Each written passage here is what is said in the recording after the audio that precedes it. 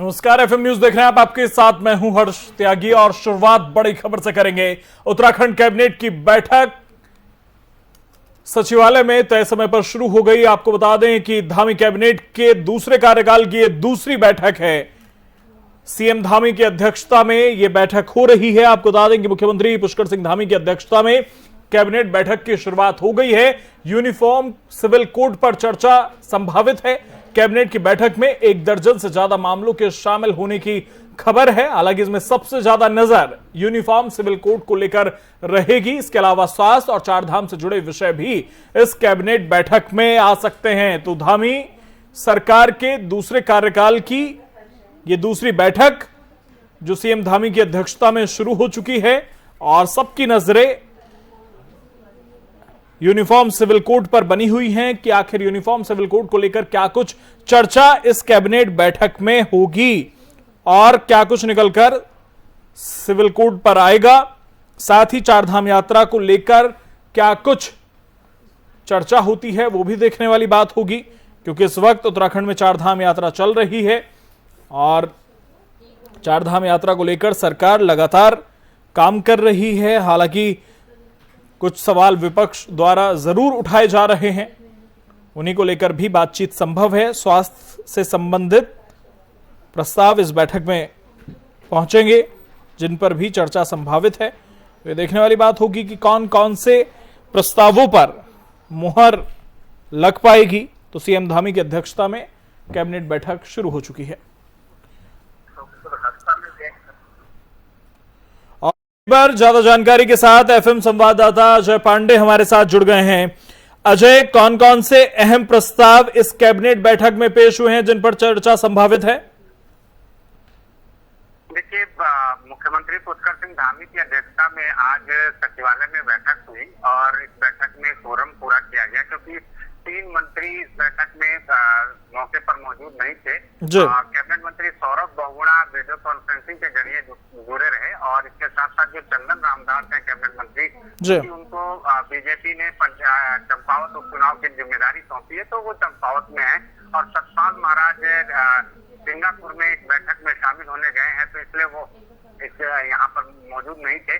बाकी के अन्य मंत्री यहाँ पर मौजूद रहे और 7 बिंदुओं पर ही इस बैठक में चर्चा हुई और विस्तार से 7 बिंदु पर सभी लोगों ने चर्चा की। उसको लेकर के, क्योंकि आम जनता को राहत देना है, कैसे उनको राहत मुहैया कराई जाए, इस विषय पे बातचीत हुई है। और जो 7 महत्वपूर्ण बिंदु रहे हैं, इसमें सबसे बड़ी बात ये रही है कि अंत्योदय राशन कार्ड जो धारक हैं उनको बीजेपी ने पहले ही वादा किया था कि अगर उनकी सरकार दोबारा बनती है तो एक साल में उन अंत्योदय राशन कार्ड धारकों को 3 गैस सिलेंडर मुफ्त दी जाएगी। तो इस योजना पर आज कैबिनेट ने अपनी हामी भरी है, कैबिनेट ने अपनी मंजूरी दी है और इससे 1,84,142 लोगों को, कार्ड धारकों को इससे फायदा होगा। और इसके साथ साथ जो अन्य विषय रहे हैं, इसमें एक महत्वपूर्ण विषय ये है कि केदारनाथ में कई निर्माण कार्य किए जा रहे हैं और क्योंकि 1 मंजिला ही निर्माण कार्य अभी हो पाए हैं, तो उसमें ये अनुमति दी गई है कि दूसरी मंजिल भी उसमें बनाई जाएगी, ताकि जो दूर दूर से लोग आते हैं उनके ठहरने की व्यवस्था ये की जाए। और वही ठेकेदार निर्माण कार्य करेगा जिसने 1 मंजिल पहले निर्माण किया है। इसको लेकर के भी कैबिनेट ने अपनी मंजूरी दी है। कैबिनेट ने तय किया कि अगर किसी अन्य ठेकेदार को ये अनुमति दी जाए अगली मंजिल बनाने के लिए, तो कई डिस्प्यूट आ सकते हैं सामने। इसलिए जिन्होंने पहले निर्माण कार्य किया है उनको ही ये अनुमति दी जा रही है। अजय, खबर ये भी है कि किसानों को लेकर, पशुओं को लेकर भी कुछ निर्णय लिए गए हैं।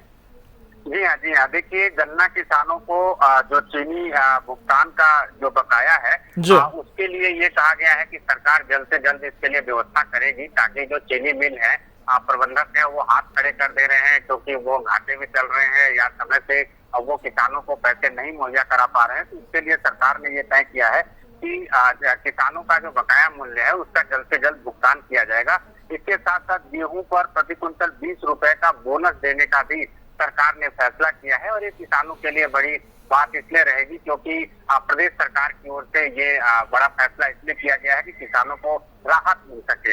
इसके साथ साथ जो हरिद्वार में जिला पंचायत चुनाव होना है, सबसे बड़ी बात यह है कि देखिए कि उत्तराखंड में 13 जिले हैं और 13 जिलों में 12 जिलों में एक साथ पंचायत चुनाव होते हैं और हरिद्वार में अलग टाइम पर पंचायत चुनाव होता है। ये यूपी के समय से इसका निर्धारण चलता आ रहा है। तो ऐसे में सरकार ने ये तय किया है कि चूंकि इस कानूनी मामला है और इसमें कानूनी सलाह ली जाएगी, एडवोकेट जनरल से राय ली जाएगी और उसके बाद ही अगली कैबिनेट बैठक में इस पर चर्चा की जाएगी। तो 7 महत्वपूर्ण बिंदुओं पर कैबिनेट ने बैठक की है। मुख्यमंत्री पुष्कर सिंह धामी की अध्यक्षता में आज बैठक हुई है और कोशिश ये की जा रही है कि क्योंकि आचार संहिता भी लगा है, चंपावत विधानसभा उपचुनाव हो रहा है, तो ऐसे में कोई ऐसी चीज प्रभावित न हो जिसको लेकर के कैबिनेट में अगर बैठक हो रही है या चर्चा हो रही है या मंजूरी मिल रही है तो उसको उससे दूर हटने का हालांकि प्रयास किया गया है। लेकिन एक मामला जरूर सवाल उठ सकता है, विपक्ष की ओर से भी सवाल उठाए जा सकते हैं कि जो 14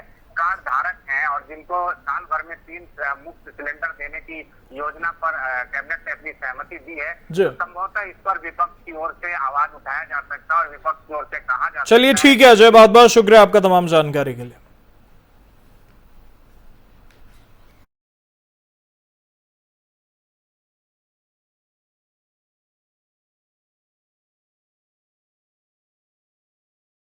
और वहीं उत्तराखंड के मुख्यमंत्री पुष्कर सिंह धामी ने बुधवार को सचिवालय में अधिकारियों के साथ गुड गवर्नेंस के संबंध में बैठक करते हुए दिशा निर्देश दिए हैं और यह साफ कर दिया है कि शासन प्रशासन के निचले स्तर तक गुड गवर्नेंस नजर आनी चाहिए। उन्होंने कहा कि अधिकारी अंतिम पंक्ति में खड़े व्यक्ति तक जाकर उनकी समस्याओं का समाधान सुनिश्चित करें। सीएम धामी ने सचिवालय में बैठक में अधिकारियों को चारधाम यात्रा में व्यवस्थाओं को सही किए जाने के निर्देश भी उन्होंने दिए। उन्होंने कहा कि चारधाम यात्रा मार्ग पर स्वास्थ्य सुविधाओं को और मजबूत किया जाए, शौचालय में स्वच्छता सुनिश्चित की जाए। आपको बता दें कि भारी संख्या में श्रद्धालु चारधाम यात्रा में पहुंच रहे हैं और यह उम्मीद जताई जा रही है कि इस बार चारधाम यात्रा में जो श्रद्धालु पहुंचेंगे, रिकॉर्ड बनेगा उत्तराखंड में चारधाम यात्रा को लेकर और इसीलिए व्यवस्थाओं को और मजबूत करने के निर्देश दिए हैं। हालांकि स्वास्थ्य को लेकर जो स्वास्थ्य व्यवस्थाएं हैं उन्हें लेकर हमेशा सवाल खड़े होते रहे हैं। अभी भी विपक्ष लगातार सवाल उठा रहा है क्योंकि लगभग 20 से 21 लोगों की मौत चारधाम यात्रा के दौरान हुई है, तो उसे लेकर भी विपक्ष हमलावर है। लेकिन धामी सरकार की एक कोशिश है कि बेहतर से बेहतर सुविधाएं चारधाम में आने वाले यात्रियों को दी जाएं और इसे लेकर तमाम दिशा निर्देश जारी किए हैं।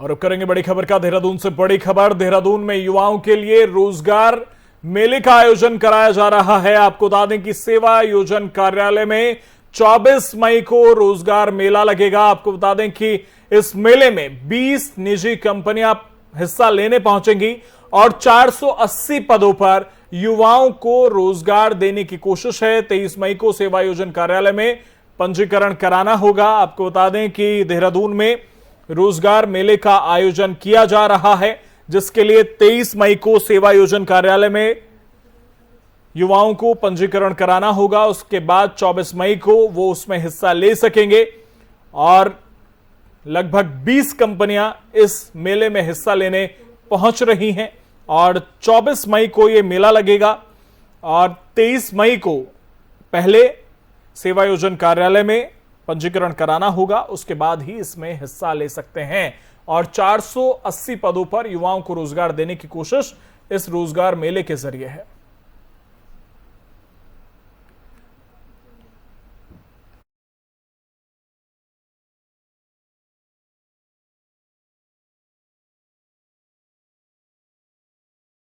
और वहीं चंपावत उपचुनाव के लिए आम आदमी पार्टी ने बड़ा फैसला लिया है। जी हां, बड़ी खबर से आपको अपडेट करा रहे हैं। चंपावत उपचुनाव के लिए आम आदमी पार्टी ने बड़ा फैसला लिया है। आम आदमी पार्टी ने अब तक चंपावत चुनाव को लेकर कोई भी प्रत्याशी नहीं उतारा है। आम आदमी पार्टी के अध्यक्ष दीपक बाली ने पहले ही कह दिया था कि वो संगठन को मजबूत कर रहे हैं और इसी वजह से कोई भी प्रत्याशी खड़ा नहीं करेंगे।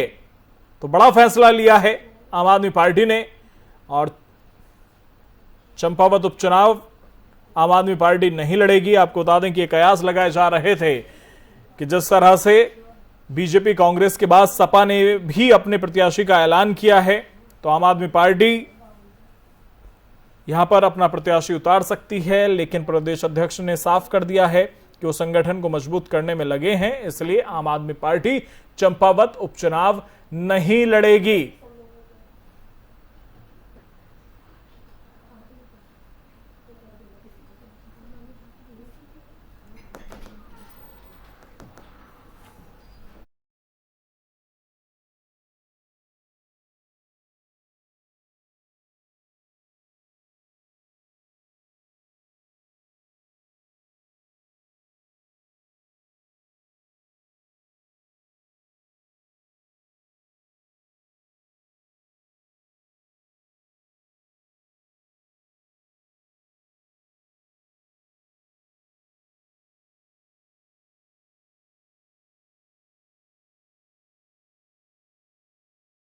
तो आपको बता दें कि प्रदेश अध्यक्ष ने यह फैसला लिया है कि आम आदमी पार्टी चंपावत उपचुनाव नहीं लड़ेगी। हालांकि ये कयास लगाए जा रहे थे कि आम आदमी पार्टी अपना प्रत्याशी यहां पर जरूर उतारेगी, क्योंकि बीजेपी कांग्रेस के अलावा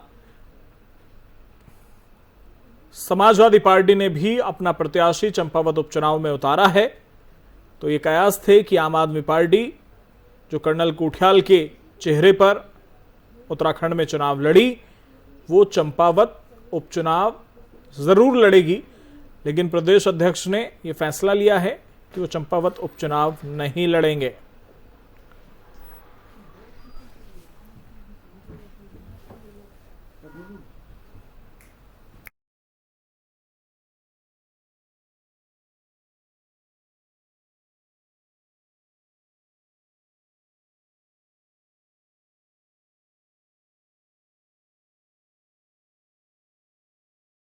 ज्यादा बातचीत के लिए हमारे साथ वरिष्ठ आम आदमी पार्टी के नेता जोत सिंह बिष्ट जी हमारे साथ जुड़ गए हैं। बहुत बहुत स्वागत है जोत सिंह बिष्ट जी आपका एफएम न्यूज में। धन्यवाद। क्या वजह रही कि आम आदमी पार्टी उपचुनाव में शिरकत नहीं कर रही है, प्रत्याशी नहीं उतार रही है? देखिए, हमारा इस समय जो विधानसभा चुनाव में आम आदमी पार्टी की 2000 में भागीदारी रही, उसमें हम किसी एक सीट पर भी जीत हासिल नहीं कर सके और इस समय सत्ता में भाजपा है और मुख्य विपक्षी दल के रूप में कांग्रेस पार्टी है। हम इस सीट पर चुनाव लड़ करके एक विधायक अगर जीत भी लेंगे, जिसकी की मुझे संभावनाएं कम दिखाई देती हैं, तो फिर ऐसे में केवल चुनाव लड़ने के लिए मैदान में उतरना पार्टी ने उचित नहीं समझा होगा। क्योंकि निर्णय पार्टी के उच्च पदाधिकारियों के स्तर पर लिया गया होगा। मुझे तभी जुम्मे 4 दिन आम आदमी पार्टी में आए हुए, तो इसलिए नीतिगत फैसला क्या रहा होगा इसकी जानकारी तो मैं नहीं दे सकता, लेकिन आम आदमी पार्टी का उद्देश्य केवल चुनाव लड़ने। आपके प्रदेश अध्यक्ष ये कहते नजर आए कि हम संगठन को मजबूत करने का काम कर रहे हैं और इस वजह से हम उपचुनाव नहीं लड़ेंगे। लेकिन सवाल जोत सिंह बिष्ट जी ये है कि समाजवादी पार्टी, जिसका कोई अस्तित्व ही नहीं है उत्तराखंड में, जिसके नाम से उत्तराखंड के लोगों को गुस्सा आ जाता है, वो अपना कैंडिडेट उतार देती है, लेकिन आम आदमी पार्टी जो जोर शोर से पूरा चुनाव लड़ी वो नहीं लड़ती। आप जो कह रहे हैं कि समाजवादी पार्टी ऐसा करेगी, तो क्या हम भी वैसा ही करें? लेकिन जनता को उम्मीद थी कि आम आदमी पार्टी जोर शोर से लड़ी है तो वो लड़ेगी उपचुनाव भी, है ना। लड़ने के बाद जो परिणाम आए, परिणाम आने के बाद पार्टी ने चुनावी हार की समीक्षा करने के बाद ये उचित समझा पहले धरातल पर हम अपना संगठन तैयार करें और संगठन को तैयार करने के बाद जो अगला चुनाव होगा उसके लिए पार्टी पूरी मजबूती से जो तैयारी करनी होती है, संगठन बनाने से लेके फील्ड में लोगों को उतारने का, उस काम पर ध्यान दे, बजाय इसके कि हम अभी चंपावत पर फोकस करके उस पर समय खराब करें। अभी आपने कहा कि आपने अभी पार्टी ज्वाइन की है, एक तो उसके लिए आपको बधाई। दूसरा, मेरा सवाल आपसे उत्तराखंड के एक वरिष्ठ नेता के तौर पर है, चंपावत उपचुनाव को लेकर क्या कुछ रहने वाला है, किस तरह से समीकरण बैठ रहे हैं? देखिए, रहने वाला तो ये है कि अनुमानों से दुनिया नहीं चलती है। वहाँ चंपावत के मतदाता को सोचना है कि वो क्या उनके हित में है, क्योंकि रहने वाला जो पीछे प्रिडिक्शंस थे 2022 के आम चुनाव के, उसमें भाजपा दूर दूर तक सत्ता में आती हुई नहीं दिख रही थी। जो लोग अनुमान लगा रहे थे उसके उलट फैसले आए हैं। मैं अपने को हारता हुआ नहीं देख रहा, मैं तो अपने को जीतता हुआ देख रहा था और काउंटिंग के दिन तक सब लोगों का जी आप जैसे मेरे पत्रकार मित्रों का भी मेरे को फोन आता था कि आप जीत रहे हो। जी जो सरकारी तंत्र था उसका फोन आता था आप जीत रहे हो, जी लेकिन परिणाम बदल गए। तो इसलिए अभी ये कहना कि साहब वहां पर क्या रहेगा, कौन जीतेगा कौन हारेगा, चुनाव प्रचार शुरू हुआ है, देखते हैं क्या रुझान आते हैं, उसके बाद इस पर मैं कुछ कह पाऊंगा। चलिए, बहुत बहुत शुक्रिया आपका तमाम बातचीत के लिए। जी धन्यवाद धन्यवाद।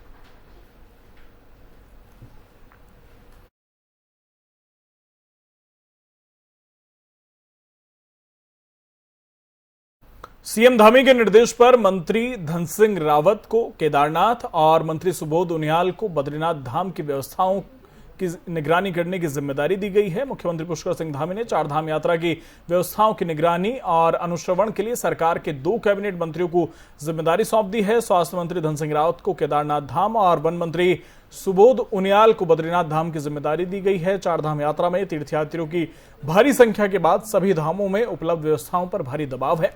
मौसम और कठिन परिस्थितियों के चलते बुजुर्ग और पहले से बीमार कई तीर्थयात्रियों की मौत हो चुकी है। यात्रा पर निगाहें बनाए हुए प्रधानमंत्री कार्यालय ने भी राज्य सरकार से इस बारे में रिपोर्ट मांगी है। तो एक और कदम धामी सरकार ने उठाया है और दोनों धाम की जिम्मेदारी 2 अलग अलग मंत्रियों को दी है, जो वहां की व्यवस्थाओं की निगरानी करेंगे और तमाम तरह के निर्देश समय समय पर व्यवस्थाओं को करने वालों को दिए जाएंगे।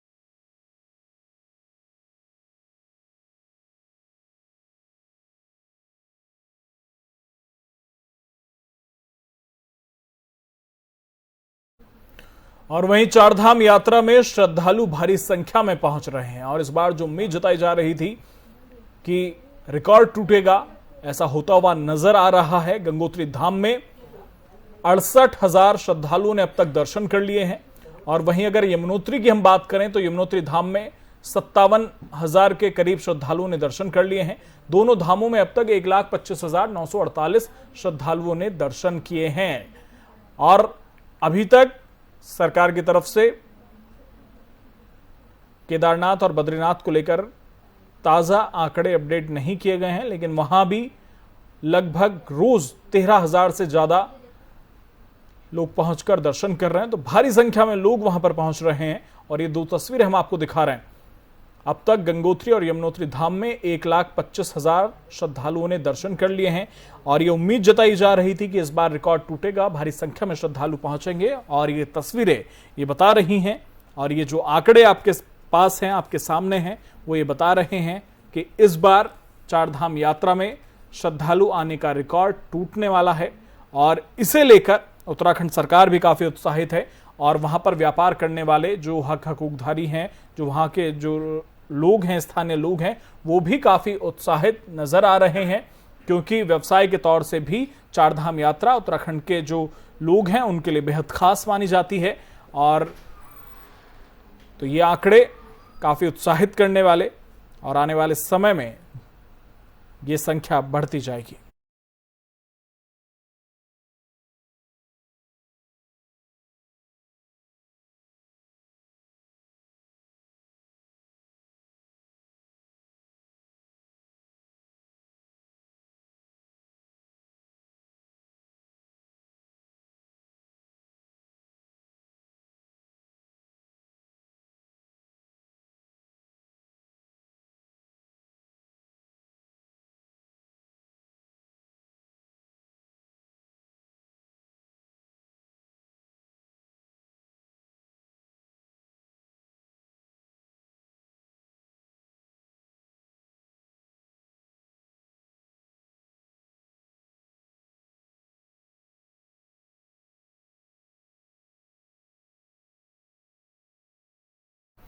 पर्यटन मंत्री सतपाल महाराज ने पूर्व नेता प्रतिपक्ष प्रीतम सिंह के बयान पर प्रतिक्रिया दी। उन्होंने कहा कि दुबई में आयोजित 4 दिवसीय अरेबियन ट्रैवल मार्केट यानी कि एटीएम, जहां दुनिया भर के टूर ऑपरेटर और पर्यटन से जुड़े लोग एकत्रित हो रहे हैं, ऐसे में विश्व स्तरीय आयोजन में उत्तराखंड के प्रतिभाग करने पर उन्होंने प्रसन्नता व्यक्त करनी चाहिए थी। उन्हें शायद नहीं पता कि जब पर्यटन को विश्व मानचित्र पर लाने की बात करते हैं तो हमें दुनिया के साथ बैठकर ही बात करनी पड़ेगी। आपको बता दें कि कांग्रेस के वरिष्ठ नेता और पूर्व प्रदेश अध्यक्ष और पूर्व नेता प्रतिपक्ष प्रीतम सिंह ने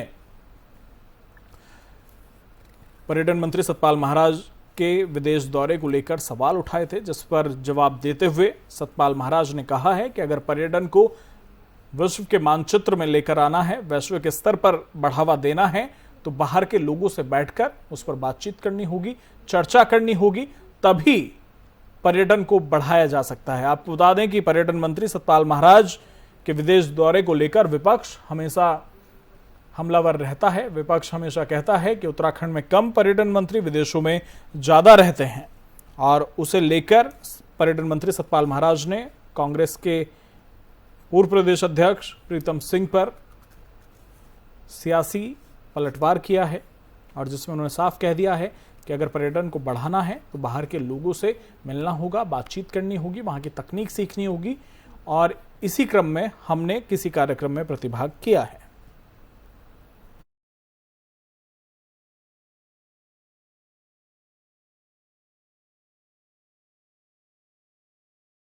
तो फिलहाल मेरे साथ इतना ही। बने रहिए एफएम न्यूज के साथ। नमस्कार।